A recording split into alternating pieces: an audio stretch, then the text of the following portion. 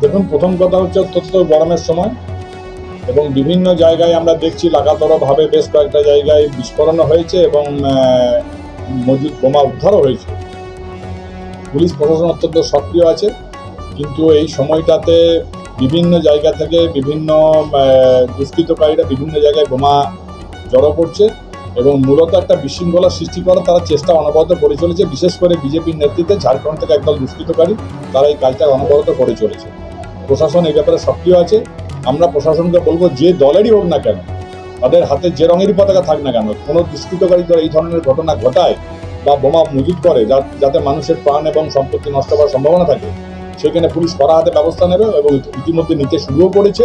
আশা করি অবিলম্বে পুলিশ ব্যবস্থা নিয়ে এই সমস্ত ব্যাপারকে ঠান্ডা করবে। বিজেপির পক্ষ থেকে অভিযোগ করা হচ্ছে তৃণমূলের গোষ্ঠীদ্বন্দ্বের জেরে ভোটের আগে এলাকা দখলকে কেন্দ্র করে দুপক্ষই মজুত করছে এবং জারি বহিঃপ্রকাশ হচ্ছে এই ধরনের বিস্ফোরণ অথবা বোমা উদ্ধারে। এটা সম্পূর্ণ বাজে কথা।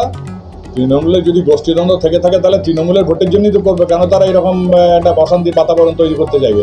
বরঞ্চ ঘটনাটা উল্টো। দেশে যখন উন্নয়ন আছে, মানুষ যখন শান্তিতে বসবাস করছে, সেই সময় বিজেপি 26-এর ভোটকে কেন্দ্র করে বিগত দিনেও দেখেছিলেন আপনার সাম্প্রদায়িক সম্প্রীতি নষ্ট করার কীভাবে চেষ্টা হয়েছিল। আবারও তারা চেষ্টা করছে ঝাড়খণ্ড থেকে দুষ্কৃতকারী এবং বোমা বারুদ নিয়ে এসে মজুত করে সেই বোমা বিস্ফোরণ ঘটিয়ে বা গরমের জন্য সে বিস্ফোরণ হয়ে যাক, তারা কিন্তু চেষ্টা চলেছে একটা অশান্তি তৈরি করা। পুলিশ প্রশাসন সক্রিয় আছে, তারা নিশ্চয়ই ব্যবস্থা নেবে।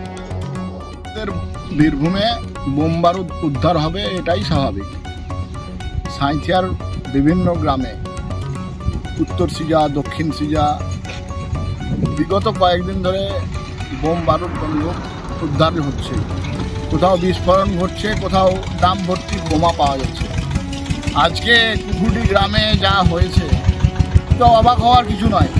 আমরা তো আগেই বলেছি, বারুদের স্তূপের উপরে বীরভূম দাঁড়িয়ে আছে আর বীরভূমের পুলিশ রাজপথে কালেকশন করতে ব্যস্ত আছে।